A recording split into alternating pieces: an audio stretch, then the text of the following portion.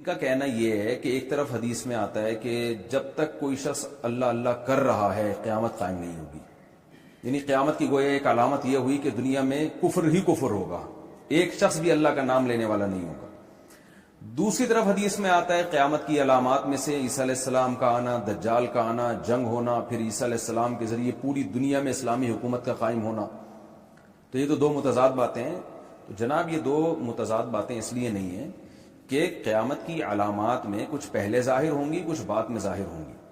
حدیث میں آتا ہے کہ قیامت کی علامات میں سے ایک علامت ہے، صحیح حدیث ہے کہ حجاز سے اتنی بڑی آگ نکلے گی جس سے جو ہے نا وہ اونٹوں کی گردنیں روشن ہو جائیں گی۔ تو جمہور محدثین کہتے ہیں یہ علامت آج سے 600-700 سال پہلے ظاہر ہو چکی ہے، حالانکہ وہ 600-700 سال گزر چکے ہیں۔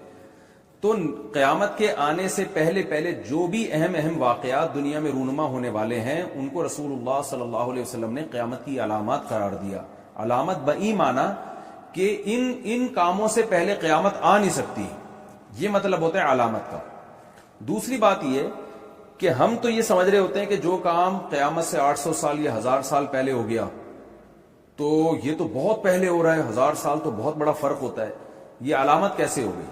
تو یاد رکھیں کہ یہ جو جب سے دنیا بنی اور اب تک کا عرصہ اربوں خربوں سال کا، اس میں یہ 1000-2000 سال کی کوئی ویلیو ہے نہیں۔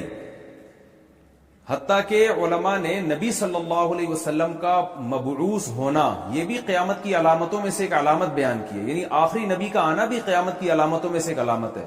حالانکہ ہمارے نبی 1400 سال پہلے آئے ہیں، لیکن یہ 1400 سال یا 2000 یا 4000 کا عرصہ اس کائنات میں کوئی ویلیو نہیں رکھتا ہے۔ تو اس لیے یہ علامتیں ایسی صدیوں میں ظاہر ہوتی رہیں گی۔